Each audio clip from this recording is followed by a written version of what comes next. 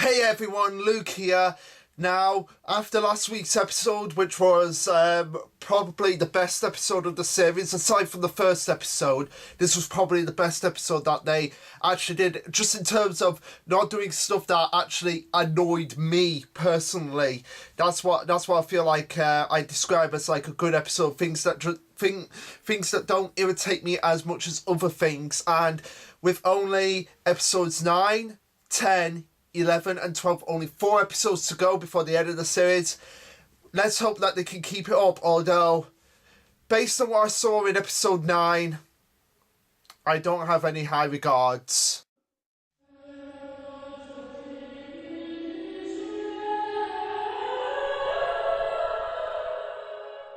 Now, episode 9 adapts pretty much half of, well, just under half of volume 4. It goes from chapters 26 to the first half of 29, in case you're curious. It ends pretty much on the definition of a cliffhanger, when Norman actually finds out that the actual orphanage, aside from the entrance where the gate is, it's all on a cliff.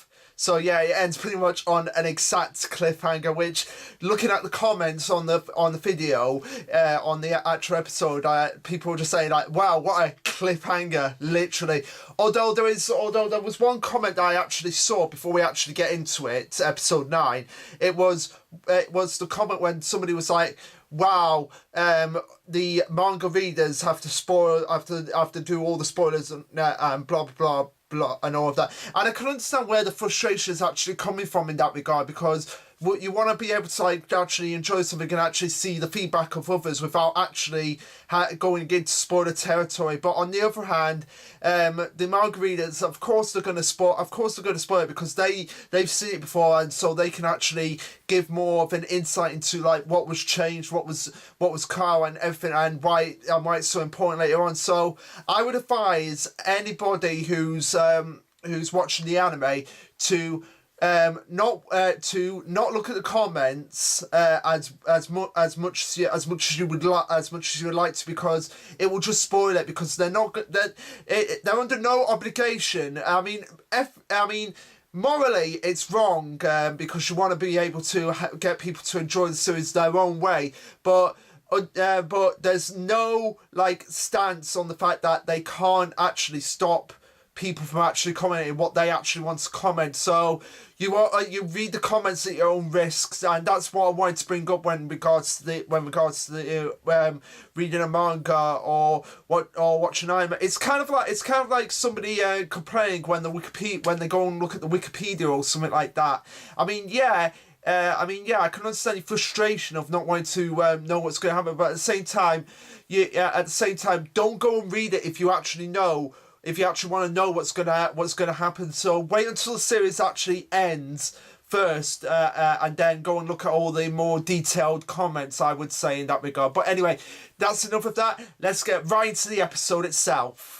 Now, the first point I want to address is the point where Mama says the line "clean break" in the episode itself, after Ray questions what actually happened to Emma's leg. Rather than it being what it was in the manga, which in my opinion I feel that was a bit more effective, is that she actually says I did it. It's completely broken. I did it.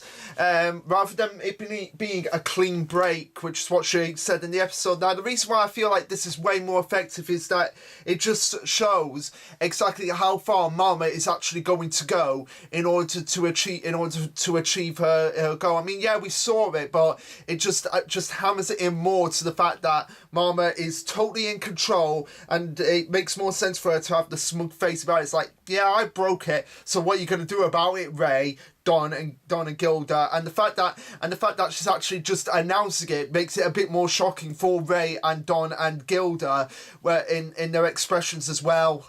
And another point I want to address is the moment when Ray goes here in the actual manga itself, when she says, "You hag," and how they actually just cut that out in the episode, and just having him give off the angry expression that he gives. And I feel like taking this out kind of like diminishes it a little bit in the moment, because this is the moment when Ray is like, okay, Mama, I am not working for her. I am not working for her anymore. She's done so much for my best friends, and I don't want to work for her anymore. And the fact that he's actually seeing now fully in regard to the veil being lifted from Mama, pretty much just saying that you hag is the equivalent of like, you bitch, how could you do this to Emma? How could she do this to Emma after everything I've gone through, and you're just gonna ruin it now? I feel like just cutting this out and just leaving him like just with a angry expression on his face, it doesn't, to me personally, it doesn't drive the moment home as well as it could be.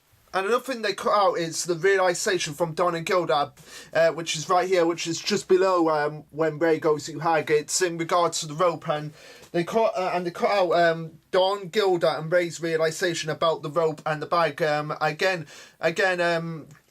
Taken away from the fact of just how observant these kids actually are, and how beneficial it is for them to actually say these things, because it adds more to the depths of their characters. Like, oh my god, Mama has figured out about the bag and the rope and how we will try and escape. What are we gonna do here? We can't do anything in this. And all three of these points are before we actually get to the opening title sequence. So you can see why I'm a bit more disappointed about this episode than I was about the last episode. And pretty much, I'm just running out of things to actually say about these episodes, because they're just repeating the same patterns over and over and over again without changing anything. And I don't feel like there's any reason to change it now that we're nearing the end of the series. And I'm honestly, I'm actually kind of excited to see what they don't actually change, and what I'm actually gonna keep repeating again and again and again through the episode. I know I am repeating, but if they're gonna repeat the same points again and again and again, I'm gonna bringing them up, and I'm sticking to it. I'm gonna complete every single episode of this series before we actually move on to We Never Learn and then Dr. Stone. Hopefully, We Never Learn and Dr. Stone might be more faithful adaptations, because one thing I want to say is that I'm watching a series at the moment called the Quintessential Quintuplets. That's kind of a mouthful to say, but yeah, judging by what I've seen now, it seems like they're actually taking their time more of the episode, because they're on episode 6 at the moment. Well, they're on episode 9, but I'm watching I know, flag me, torches and pitchforks, especially with the recent controversies, which I'm not going to get into here. But in regards, episode 6 of the Quintessential Quintuplets, it ends on chapter 14 in their series, whereas with Promised Neverland, chapter 6 ends with episode 6 ends with chapter 20. And can you see like how Promised Neverland is being a little bit more rushed in this regard? Because I've got something else, another series to compare it to. Now I know they're completely different genres, but I feel like Promised Neverland really needs to take its time. It really needed to take its time and get every single detail, because again, like I've said time and time again, this is supposed to be a series that's the battle of the minds, and the fact that they're not, and the fact that they're taking away so much of the battle of the minds of the series, it kind of takes away a certain bit of aspects of the series that made it so amazing to begin with. Now, one thing I will say about the anime is that I love how each episode is each episode titles is a date. Like this episode was titled 13/11/45, which is obviously the 3rd of November 2045. And I love that about the series. It kind of gives you like a 24 vibe from it. If you don't if you remember 24, it was like a whole season took place on a particular date, so like not a particular day, on a particular hour of a particular day, and that's what each season did. So each season, pretty much the entire season took place in one day, from one time, from 6 o'clock in one morning to 6 o'clock in another morning. That's how 24 was started, and it seems like they've taken a little bit of an inspiration from that with the tales of the Promised Neverland, which I've got to give it credit for, that they actually went with that. So that it gives it its own unique flavour and style. Now, one thing that they actually decided to call, which I don't really get why they did that, is this bit right here, all this bit right here with Don and Gilda and Ray talking about how it's weird of Norman being shipped out, and this is how it goes in the manga. But why, out of all of us, why Norman? And that's pretty much what we get in the anime. Whereas in the manga, it continues on going. It's not because she forced us. It's not because she found out about us trying to escape, right? And Don says, yeah, it's weird. If we taste better, the higher we score. Wouldn't Norman be the one who she would want to ship out mature? Exactly. Under normal circumstances, this would never have happened. Which is what Ray says. And again, cutting out this cuts out a little bit of what makes them such a fascinating characters, that they're always observing and are always questioning the nature of what's actually going on around them and why things are the way they are, and the fact that they're actually questioning this actually gets us questioning as well. They pretty much speak the mind of the audience. That's why I say that these characters, you can actually put yourselves in their shoes and imagine what it's like to be in this situation and just asking these very standard questions. But the fact that they're always cutting out these parts of the anime just makes it that much more frustrating for me. But anyway, continuing on, in the manga, Ray goes on and says, anyway, because of the orders from above, Norman is going to get eaten. But it was already decided. She got rid of Sister Crone, cut me off, and broke Emma's leg. It was all for this, to follow the orders from above and ship Norman out safely. And it was all for Norman's shipment in that regard. And he goes on to say, and he goes on to think about Mama and how the situation was changed, and that was the situation, and that's what was cut out of the manga from the anime to the manga. And like I said, just cutting out that just again takes away from like just the amount of intelligence that these characters have. I mean, in the anime, they do sort of get it down, but it's not as hammered in as is in the manga. And the fact that they're cutting out that, again, like I say, it just makes them not as well developed as they could be in the manga than how they could be in the anime. Now, another thing that this moment here that's coming up was probably the most disappointing for me in the actual episode. It was this moment right here where Emma is like, when Norma goes to visit Emma when she's in that hospital bed after her leg has been broken, and Emma sees him. We get an image in the manga of Emma imagining Norman in Connie's place and actually being killed, and just seeing like just the horrified expression on her face of the fact that Norman was actually being killed. Again, it just takes away a bit from Emma's character, how it's just always her always seeing everyone as like part of her family, and how she wants to protect everyone and make them feel like they've got nothing to fear. And again, this would have been very easy to actually do and there was no dialogue. So there was no dialogue in this image right here of Emma just seeing Norman in that just like dead corpse-like image. So they could have easily just added that in and just hammered in just like the sheer horror that goes through Emma's mind. And they cut out this. What do? Norman's going to die.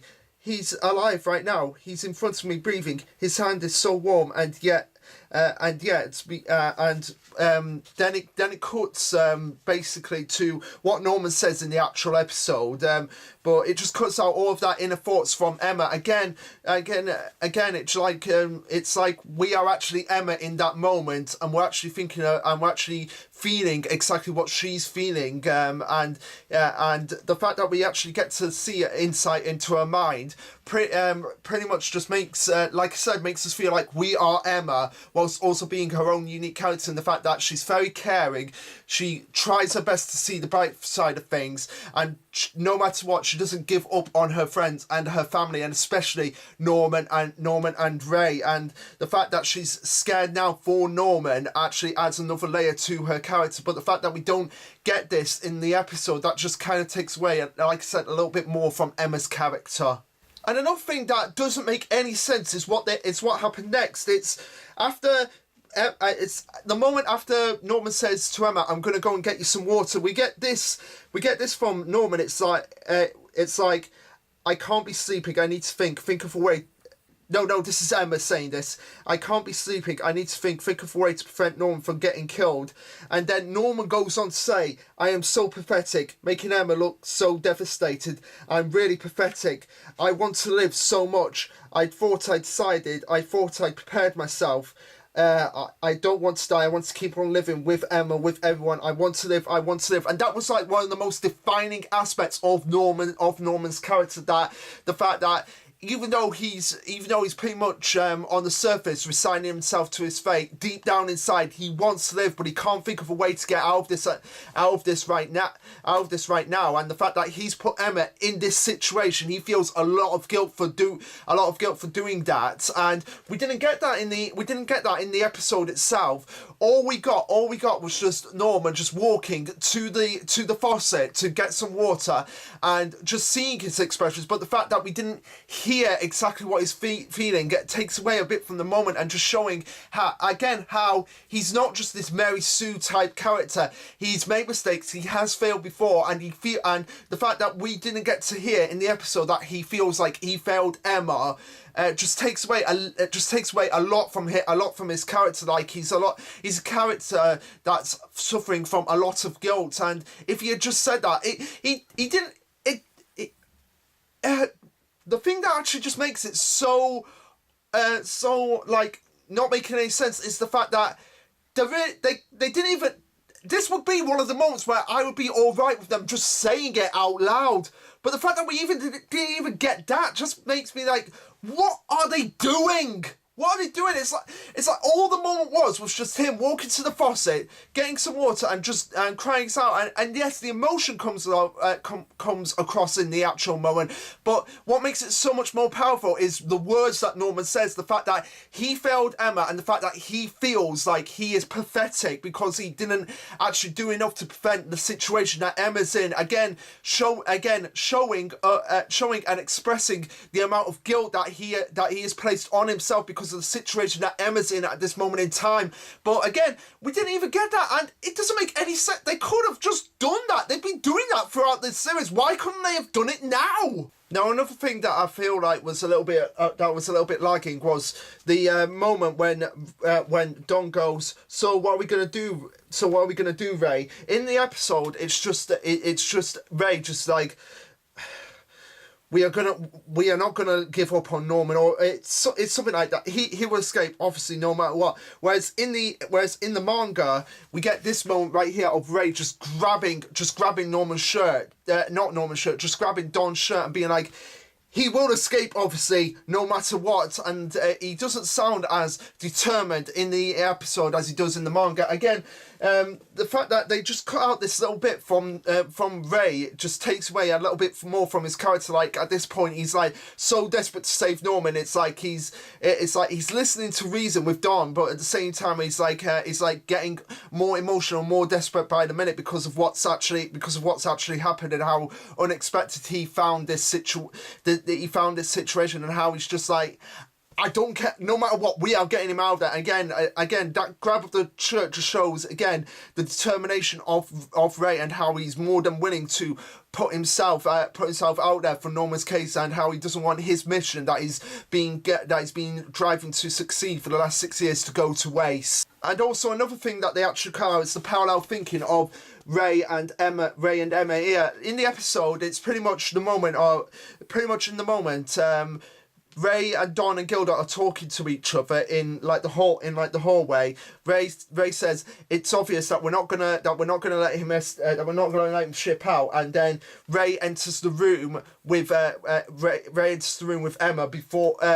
Whereas in the manga, we don't actually see Ray entering the room to be with Emma until after Norman has gone back to the room. And again, that was like a shock for me. Not one of the biggest shocks, but again, just shocked me, like Ray was actually there and just being like, okay, he is definitely on our side right now. Whereas in the anime, they made that just a little bit more clearer, but again, it didn't need to actually be cleared up in that way. They could have just kept it where Ray's like, Don Gilda, we need to get ready, and then it just cuts back to Norman before Ray actually goes into the room. But no, what I like about this one, and why I really hoped that would actually keep it in, is just like they're both on the same page at this point, Emma and Ray, and how how it's becoming more clear that they're actually understanding each other more based on what they've actually gone through and how much they've actually learned off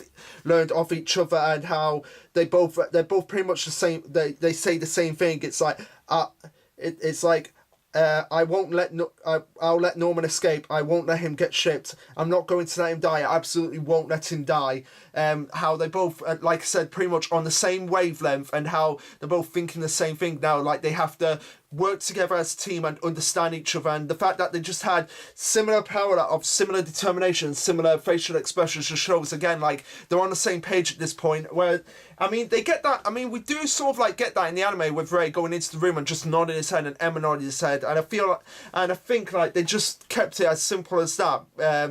But they didn't need to. They could have just added that little bit in to show like the drive and determination, and how they're both on the same page. Now in the episode we get actually a quite awesome musical cue where it's like sad, but at the same time it's very triumphant as well, very optimistic, which again reflects the situation. But again, the music would have worked if we had Norman's thoughts, which there was no reason to cut them out because there wasn't anything added underneath. It was basically just thoughts from Norman, and we could have just had them in as he was walking back to the room to give Emma the water. And again, like I said, this would have been one of the only times when I would have actually been all right with that, particularly with the music, just making the moment that much more impactful. Again, showing what the series has actually done really well is the music, and just how it's really added to the atmosphere. And again, if they added in just all the little bits here and there, I feel like this would have been a pretty damn good adaptation instead of just a mediocre one, at least in my opinion. People have the right to disagree with me. I don't expect people to agree with these videos or disagree with these videos. You have the right to complain. You have the right to disagree with me, and I actually welcome that. I appreciate people that have different opinions, and I will talk to people about that. I will comment them when I actually can, and I will talk to them, and it basically opens up a discussion for people and helps us become much more of a fan base if we can actually all agree to disagree in some regards, or just agree or like I said, agree to disagree. And there's no harm in disagreeing with me. I mean, like I said, I welcome it with open arms. But going on, this is what Norman actually says in this moment that was actually cut from the episode. It's I can't escape alone first. If I escape, the other perfect scores, such as Ray or Emma, might be forced to take my place. But now again, he does actually say this later on, but the fact that he's actually thinking about this and just coming up with all the options again shows like the more caring side of Norman, and showing just how determined he is to like get them all out of there. But if anyone's gonna have to go, it's gonna have to be him, and that's his resolve. It's like he would rather have them escape and him sacrifice himself rather than them all getting in trouble. But continuing on, he goes on and thinks, and once someone escapes, the security is going to get tougher. Escaping after that will be close to impossible. That's why Emma wants to take everyone at the same time. If I don't escape today or tomorrow, I die. If I escape alone, everyone will die. Having said that, with Emma's fractured leg, we can't all escape tomorrow. So the only choice left is for me to not escape and die. That means I'll die tomorrow. I'll have to get shipped out.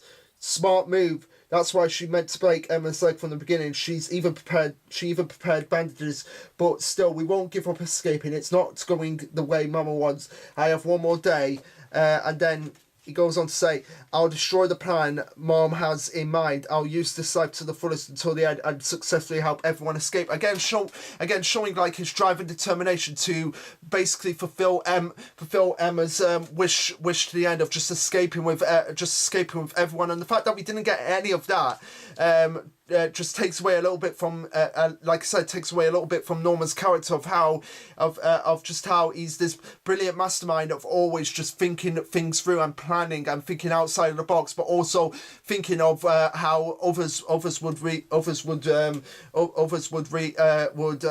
feel in this situation, whilst also keeping his own personal beliefs of the fact that if he's gonna die, so be it. I have to be the one to die in order to give them an opportunity to escape, and he doesn't want his selfishness in this regard to be thrust upon them, and basically feel even more guilty than he is now about Emma being in her current situation. And I feel like that taking this out just takes it just takes away that aspect of his character, like his selflessness, how he's willing to put his life on the line just to give them an opportunity to let the mission succeed. And like he said, if it has to be him to die, so be it. And he's completely resolved himself to actually die at this point, because he feels like there's no way out, and he feels like I have to die in order to give them a chance to escape. And this is a perfect contrast for what happens later on in the manga. Like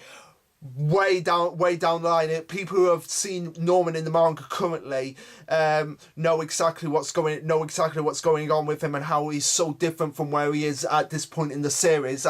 But going back to this moment as well, the fact that he's always constantly thinking and planning and thinking outside the box, just shows just what, but also keeping in mind of the situation that they're all in, and how everyone has different aspects of personalities, and how they're completely different from each other, but how he's fully aware of what Emma wants to do, because she doesn't want anybody else to suffer. Again, taking this out just takes away a little bit from that, and I really hoped that we would actually get that, because again, the music would have actually worked as well in that regard, particularly on the moment where he says,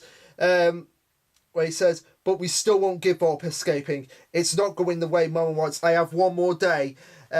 I'll destroy the plan Mama has in mind. I feel like the music would have worked so well in that moment. Now, the moment in the episode that we are right now, when Emma, Ray and Norma are in that hospital room where Emma's resting her broken leg, it's pretty accurate. I mean, there are a few things that I actually cut out, but overall, this was the moment of the episode where I was the most satisfied with in terms of what was actually put in the episode. But again, some things are actually taken out in this regard. For example, it cuts out a large portion of the second point of what's going to happen if the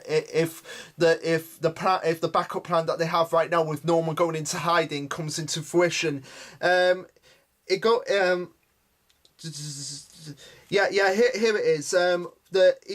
Ray says Ray says pretty much the first point here, which is it's the same thing with the second point, confidentiality. They don't show themselves because if they did, the children might run. But also showing themselves and ruling by fear wouldn't get the brains they wanted. Now, all of that is kept in the episode, along with the point about the first point call about this whole situation that they're in.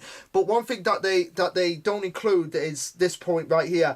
That's why they hide themselves, use adult humans, and make them play house. So here's the thing, they can't confine those with strict rules or take measures to prevent escape that will make the house look threatening, and they can't make the wall high because the children will be able to see it from afar.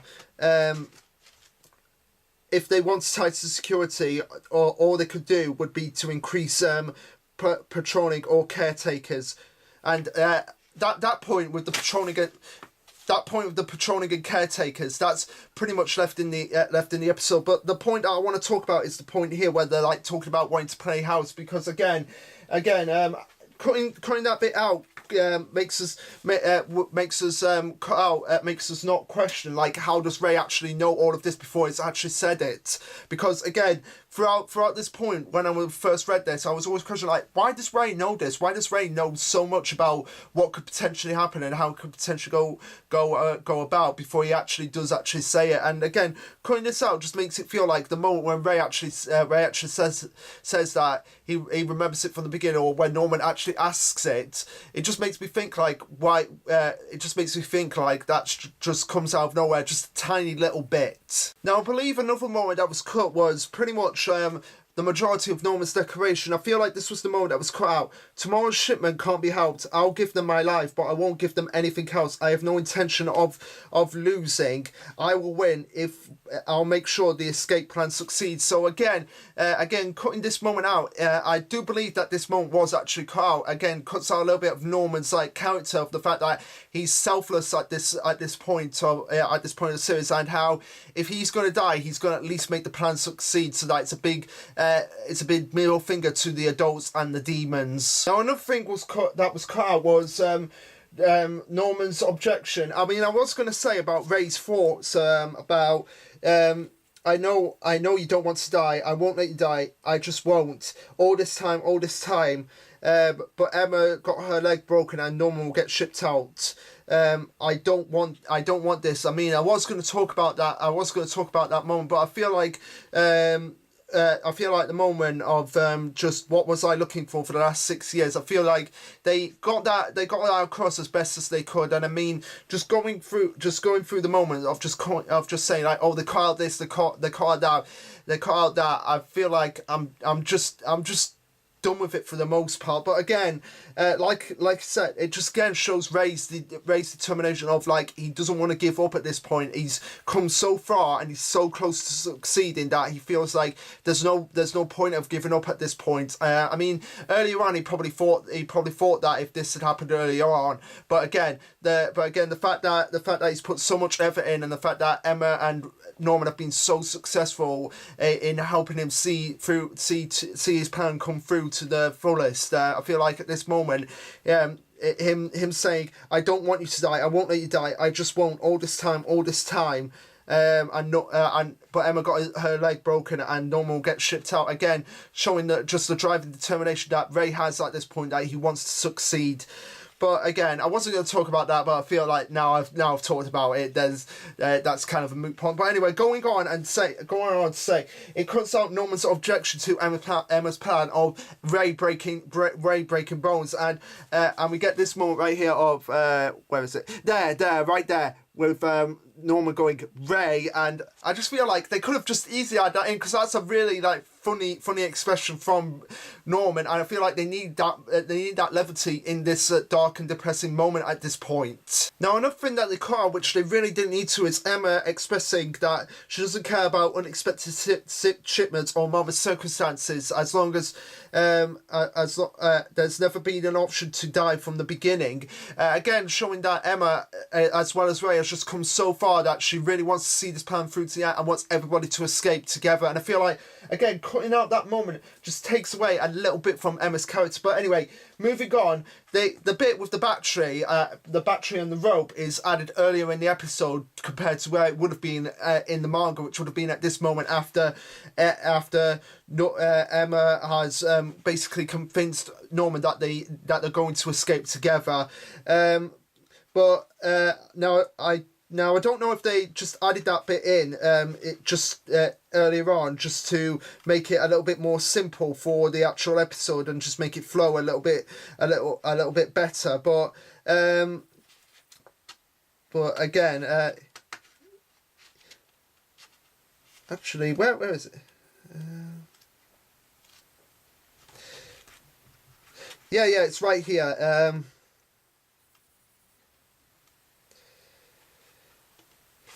So this part right here where Ray tosses the battery to Norman, if you can actually see it, that moment right now where Ray tosses the battery to Norman, that basically happens after we get the whole explanation of how Ray knew about the house from the beginning.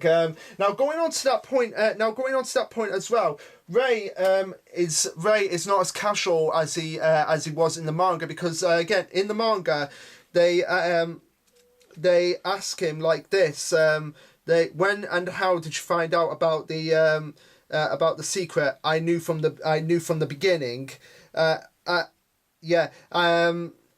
it's more like, here it's more like, that like showing like he's been expecting that moment to come for some time, and it's like he's just going to be casual about it. And again, that I feel like in the manga, in the episode, he did say it in a more like depressing way, like I knew this moment would come. Now, I'm not sure whether I like it more that way or not. I'm still having trouble deciding on that thought. But I feel like I thought I'd bring it up here because of just how casually he just said it in the manga compared to how he did in the anime. And I'll let you guys decide yourselves where you would actually fall in that spectrum. Do you feel like it works better if he said it casually, or if he was like more depressed about it? Now, going on to what Ray was actually saying about how he has the perfect memory of when he was a fetus.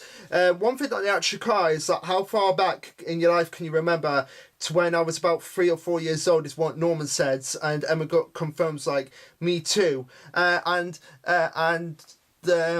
I feel like just cutting out that little bit again takes away a little bit from them of just how like now that you mention it, I can't remember anything from when I was like 1 or 2 years old, and then that gives us an insight into like what the situation is with Ray compared to Emma and Norman, and how he's different from those two. And another thing that they actually cut out, which I'm like worried about, is here it is. This moment right here with Ray when he's a fetus and when he's actually in Isabella's womb. He goes, "My first memory of being inside a dark, warm liquid, the voice of my mother coming to my ears, a hollow lullaby." Again, cutting out the moment of like Ray mentioning the lullaby from his mother, kind of takes away a bit from like when it's actually revealed later on, because that's our first cue in that something's up. So something's up with Ray, like and that's our first cue. But I feel like if they did include that moment, then people would have actually felt like, oh, it's spoiled because now we know that Isabella is his mother because she was singing the same exact lullaby. Whereas I feel like in the manga it's a little bit more subtle, the fact that we get it right here, like the hollow lullaby, and then it gives us time to like settle down and not think about it until it's actually revealed that Ray later on when Isabella learned it from Leslie, and then she was humming it to Ray, and then Ray's humming it back to her, and then that's how we figure out that Ray is Isabella's son. But I feel like if they had it here, I feel like that would have just ruined all the emotional impact that it has later on. Now, I expected this to happen where we don't actually get any of like the flashbacks to the demons that are included on these pages. But one thing that I was quite annoyed by is that we didn't get a flashback when right here when Ray is with Mama on his 6th birthday, and we don't actually get to see Mama's face, and how Ray mentions that Mama was surprised for a moment, and that made me confident it was true, because again that has a double meaning when we actually find out exactly what happens later on, because I feel like this is the moment when Ray actually asks Mama why did she give birth to him, and the fact that we don't get this moment in the actual series actually takes away from like the double meaning that it has later on.